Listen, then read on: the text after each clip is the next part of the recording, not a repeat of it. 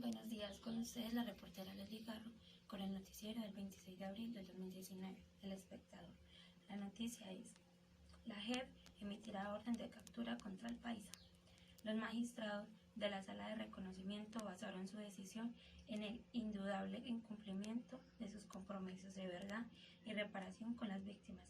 Sin embargo, como no se comprobó que el jefe guerrillero haya vuelto a delinquir, se decidió que no se le expulsará aún de esta justicia.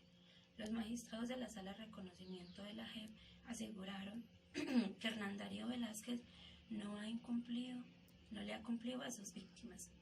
Tras de 6 horas de discusión y después de escuchar a la Procuraduría y la defensa de Hernán Darío Velázquez Saldarriaga, conocido en la guerra como el Paisa, los magistrados de la Jurisdicción Especial para la Paz, o sea la JEP, decidieron quitarle el beneficio de libertad condicionada al ex jefe guerrillero, debido a que ha incumplido con los compromisos que adquirió cuando se escogió a esa justicia.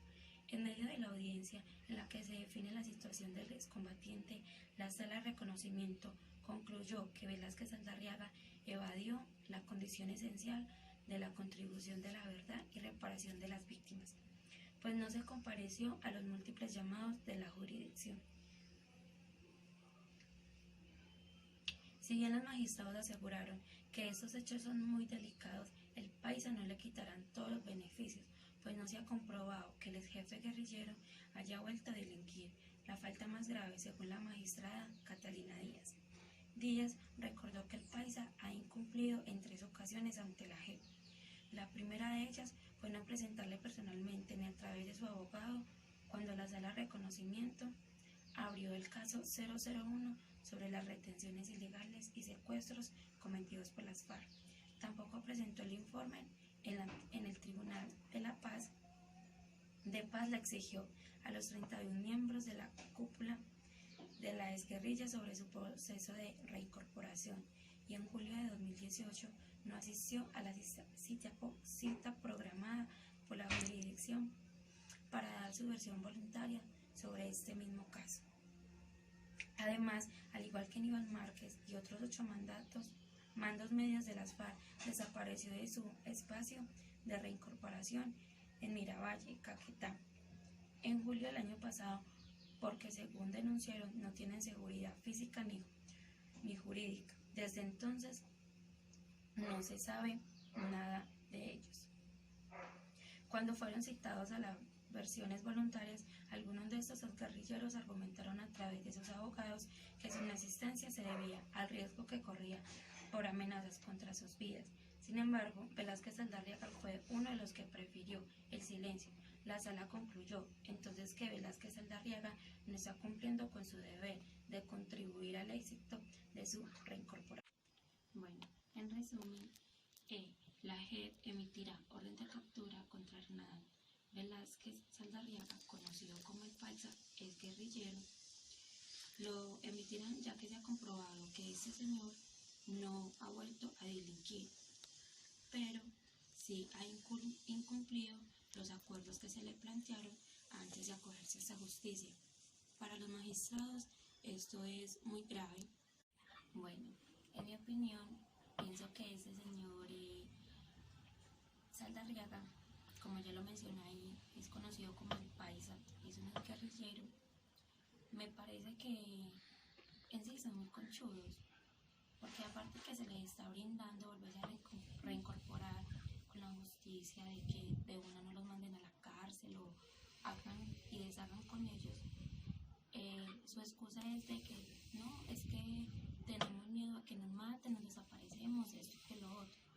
Pues ellos nos hicieron cosas peores a nosotros, al pueblo colombiano, y entonces vienen con eso. Pues para mí eso son conchudez, eso da hasta rabia, lo que sea. Bueno, entonces por otra parte, yendo con lo mismo, si ellos no cumplen con esos pactos, esos acuerdos que se le plantearon, ¿qué esperamos de que, como dice la jefe, es que no se ha comprobado de que ellos han vuelto a delinquir? Eso es lo que no sabemos qué están haciendo. De pronto no con ellos, sino con la cara, pues por detrás de ellos. Entonces me parece como una falta de respeto, como estaba diciendo, me parece una falta de respeto, porque porque nos siguen viendo la cara, siempre estamos haciendo lo que ellos nos digan, lo que planteen, lo como mejor se sientan, entonces eso no debe ser así. Al gobierno, al presidente, que todo le falta más mano dura con esas personas, porque entonces si ellos dicen, no, es que queremos esto y eso y no se le compran, vuelven y hacen y deshacen como estaban haciendo, aunque nadie asegura de que no lo estén haciendo, como lo decía, de pronto no lo estén haciendo ellos directamente, pero no sabemos qué están haciendo por detrás, no sabemos qué están haciendo con las cosas que tenían, con cosas guardadas, escondidas, entonces hay que ponerse a ver. Entonces, pues, de que en la noticia dicen de que no le van a quitar todos los beneficios, porque no se ha comprobado que no ha vuelto a delinquir, pues, que bueno, como dicen, que no ha vuelto a delinquir, pero entonces, si no está cumpliendo con los acuerdos que se le planteó, entonces que le quiten todo y que lo pongan pues escarmiento, pues para que cumplan, porque si no siempre nos van a seguir viendo la cara, ay no, por sus excusas, de que llega son como ya lo había dicho, entonces no hay que ponernos más las pilas y pienso de que tienen que poner más mano dura con ellos, más firmeza, saber quién es el que manda ahí y ya.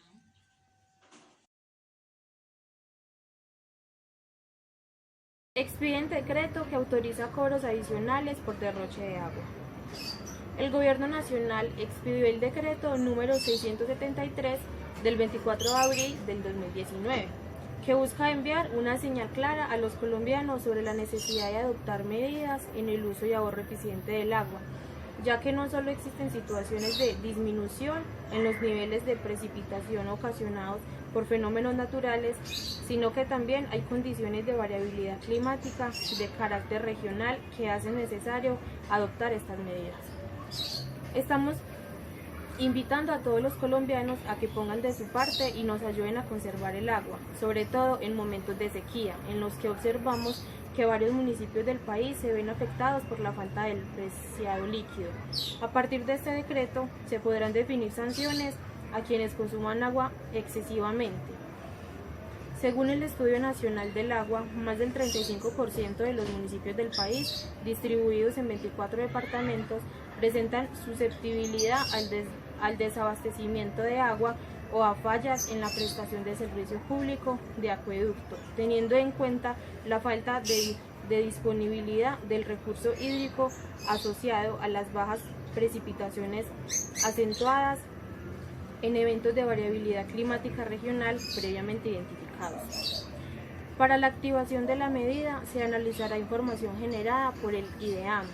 Adicionalmente, se propone la conformación del Comité Hidroclimatológico de Abastecimiento de Agua Potable, a través del cual se darán a conocer las condiciones hidroclimatológicas e información asociada a la susceptibilidad de afectación de fuentes abastecedoras que permita a la CRA la toma de decisiones en cuanto a la activación o no de la medida.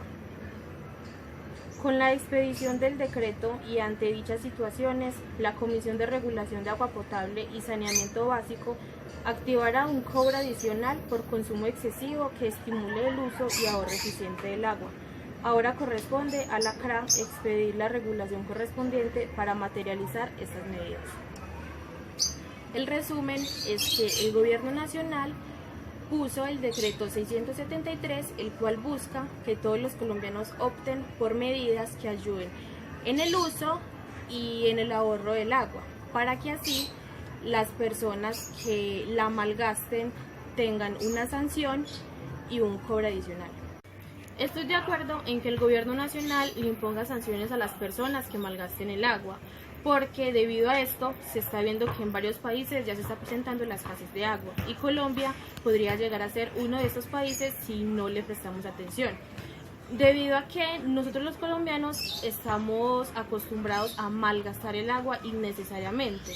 Por ejemplo, cuando nos demoramos más de 15 minutos bañándonos, cuando utilizamos más de una cucada de agua al lavarnos los dientes, cuando lavamos el carro y dejamos que en la manguera corra el agua, o por ejemplo cuando utilizamos mucha agua al lavar la ropa o al echarle agua a las plantas.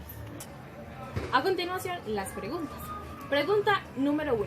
¿Qué puede hacer el gobierno para controlar el uso inadecuado del agua? Pregunta número 2. ¿Cuáles son las principales razones del desperdicio del agua? Buenos días, con ustedes la reportera Juliana Jaramillo. Censo y ayuda humanitaria. Primeras medidas por emergencia en Nariño.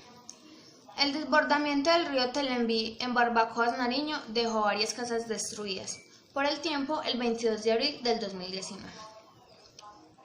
Tras reunirse con la comunidad y autoridades municipales y departamentales, el presidente Iván Duque, acompañado de varios de sus ministros y altos funcionarios del gobierno, anunció las primeras medidas luego del desbordamiento del río Telembí, ocurrido este domingo en horas de la mañana, con el fin de atender a los damnificados. Hoy estamos acá haciendo presencia institucional para hacer revisión de los daños y por supuesto para ir tomando acciones, indicó el mandatario al dar inicio al encuentro. El jefe del Estado anunció que de manera acelerada se realizará un censo de los damnificados que será coordinado por la Unidad de Gestión de Riesgo con el apoyo de la Defensa Civil y la Cruz Roja. El director de la Unidad de Gestión de Riesgo, Eduardo José González, aseguró que se espera para finales de esta semana tener el censo. Duque también anunció que se entregará a la mayor celeridad posible toda la ayuda humanitaria que se ha dispuesto para atender a los damnificados. Esta ayuda, en primera instancia, consiste en 1.000 kits de mercado, 1.000 de aseo, 200 de cocina y 100 láminas de zinc y 200 colchonetas. Como medidas de largo plazo, para hacer una intervención integral, el jefe del Estado aseguró que se requiere la puesta en marcha de obras que han sido prioridad pero no se han puesto en ejecución. En el caso de Barbacoas, Nariño, hablamos de la necesidad de iniciar cuanto antes la obra del acueducto. La idea es que antes de junio tengamos el inicio de las obras. También se habló con claridad de la situación del hospital, de la entrega de insumos, manifestó Duque. También se habló de la intervención del Banco Agrario, de incluir a los pequeños comerciantes de la zona en líneas de crédito de Bancoldex, para sacarlos del gota a gota. La inundación dejó estragos en los barrios Paso Grande, Peñaliza, Calipso, El Túnel, Calle Cauca, Calle Cuerno, San Antonio, El Bajito, La Planta, Tres Esquinas, Barragán y la zona comercial céntrica de Barbacoas. En resumen, y para entrar en contexto, a partir del desbordamiento del río Telembí se desarrollaron una cantidad de catástrofes afectando a varios municipios de Nariño, entre ellos Barbacoas. Después de esta catástrofe, el presidente Iván Duque decide ir a este lugar y realizar un censo para saber cuántas personas y cuántas familias fueron damnificadas realmente por este desbordamiento.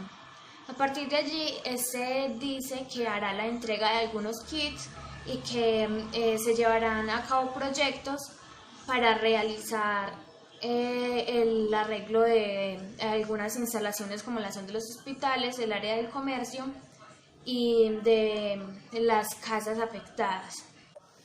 Me parece muy bien que el jefe del Estado quiera estar presente durante la entrega de las ayudas humanitarias que se van a hacer a los damnificados del desbordamiento del río Telembí en Nariño. También me parece que hay ciertos intereses de él por ayudar a esta comunidad, ya que debido al desbordamiento de este río se afectó en mayor parte no solo las viviendas de los habitantes, sino el sector económico de este lugar, ya que con estas inundaciones se perdió gran cantidad de mercancías, enseres, cultivos y otras cosas que poseían estos habitantes. Más que esto, me parece pues que no era como el momento indicado de querer ayudar más allá de la inundación, como lo puede ser el arreglo de los hospitales, aunque sería muy bueno que lo haga, pero tuvo que pasar algo más grave, como lo es el desbordamiento de un río, para que él pudiera tomar un poco de conciencia de la realidad en que está la comunidad colombiana. Primera pregunta: ¿Considera usted que la ayuda de Duque al departamento de Nariño implica intereses económicos? Segunda pregunta. Teniendo en cuenta que los damnificados por el desbordamiento del río son más de 3.000 familias, ¿considera que las ayudas humanitarias ofrecidas por el presidente son suficientes? Buenos días, con la reportera Angie Carolina Espina Sánchez con la noticia: Colombia debe prepararse porque la crisis migratoria durará unos 2 años más. Del Mundo, el 25 de abril del 2019. Eduardo Einstein, representante especial conjunto de ACNUR y la Organización Internacional para el tema de Venezuela, asegura que la región no está preparada para una crisis migratoria de estas dimensiones, que advirtió podría durar unos 2 años más. El canciller colombiano Carlos Holmes Trujillo dijo que hablar de un enfrentamiento entre Rusia y Estados Unidos era una especulación gigantesca. Este jueves, Carlos Holmes Trujillo, canciller de Colombia, y Eduardo Einstein, representante especial conjunto del Alto Comisionado de las Naciones Unidas para los Refugiados y de la Organización Internacional para las Migraciones, presentaron algunas medidas en materia de atención a los refugiados y migrantes provenientes de Venezuela, retornados colombianos y comunidades de acogidas. Trujillo y Einstein presentaron el estado del Plan Regional de Respuesta para Refugiados y Migrantes de Venezuela para 2019, así como los avances y desafíos para atender las necesidades de la población, entre las que se resaltan el acceso a alimentos, la atención médica, la protección y el acceso a educación y la integración socioeconómica, y adicionalmente los esfuerzos realizados en materia de fortalecimiento de las capacidades de los gobiernos locales. En septiembre de 2018, Eduardo Einstein fue nombrado por el Alto Comisionado de las Naciones Unidas para los Refugiados y por la Organización Internacional para las Migraciones, como representante especial conjunto para los refugiados y migrantes venezolanos en la región. Einstein posee una importante experiencia política y profesional, al igual que un amplio conocimiento de la región, que resulta fundamental para el apoyo de los gobiernos nacionales frente a la respuesta humanitaria. En declaraciones a la prensa, Einstein aseguró que la región no estaba preparada para una crisis migratoria de esta dimensión. Agregó que la crisis migratoria de venezolanos es de carácter regional y que América Latina no volverá a ser la misma cuando esta termine. Einstein dijo en la rueda de prensa conjunta con el canciller colombiano: la crisis está lejos de amainar y siendo una situación inédita para América Latina. Su profundidad e impacto en los países de recibo tiene una serie de demandas sobre los gobiernos de países receptores que muy difícilmente han podido ser enfrentadas. Eduardo Einstein insistió que la población venezolana que cruza por la frontera está en alrededor de 5.000 personas diarias, y si este flujo se mantiene a finales del año se superarían los 5.000 millones de personas. Volvió a pedir una cooperación internacional mayor a la que se ha estado recibiendo. La crisis no termina y estamos tratando con consecuencias de otra serie de problemas políticos que, si no se solucionan, este flujo no logrará controlarse. El primer paso: cambio de régimen en Venezuela. Einstein insistió en la necesidad urgente de recursos financieros internacionales y de una solidaridad internacional que acompañe la crisis y que reconoció aumentado a partir del 2015. Por su parte, el canciller Carlos Holmes Trujillo insistió en que es necesario un cambio en Venezuela para lograr resultados. Colombia seguirá actuando con sentido humanitario, con sentido de solidaridad, con sentimiento de gratitud histórica, y vamos a continuar solicitando una mayor movilización de recursos solidarios, entendiendo que dichos recursos deben allegarse para atender a las comunidades de acogidas de inmigrantes venezolanos y los colombianos que retornan a su país, dijo el canciller. Si algo provoca esta monumental crisis humanitaria es la reducción de la frontera entre refugio. La mayor parte de las personas que salen de Venezuela no están pidiendo el estatus de refugio, pero sí entran en una categoría de migración forzada por diferentes causas. En este sentido, la proporción mayor de venezolanos que salen no están en la categoría de solicitud de refugio, pero sí hay un número considerable que lo han solicitado, explicó Einstein.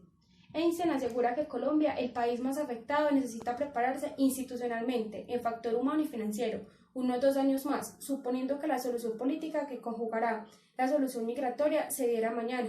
No vemos una solución a corto plazo. El primer paso para solucionar de manera estructural en Venezuela es un cambio en el gobierno, agregó Trujillo. Solo así los hermanos venezolanos sentirán que pueden regresar a su país. Según la perspectiva de Eduardo, la inmigración sería una cuestión muy compleja, principalmente por la inexperiencia y falta de preparación de Colombia. También por las consecuencias financieras y en generales que son incontrolables, y por la falta de cooperación de Venezuela. En mi opinión, es excelente este gesto de solidaridad de Colombia al acoger y brindarle una vida digna a los damnificados. Sin embargo, hay que mirar ambas caras de la situación, ya que es injusto dejar a un lado las problemáticas centrales, ya que en Colombia hay cientos de personas necesitadas, con casos extremos como lo es la desnutrición, la mala educación y en muchas partes la escasez de los recursos hídricos, como en Uribia, en La Guajira. Por otro lado, el aumento en la tasa de desempleo de los colombianos, las problemáticas con las entradas ilegales, la ineptitud del gobierno frente al orden, aún contando con las ayudas extranjeras. Entonces, ¿qué ha de esperarse si para Colombia es todo un reto brindar y velar por mantener a sus residentes en un estado adecuado ahora con la llegada de nuestros hermanos venezolanos?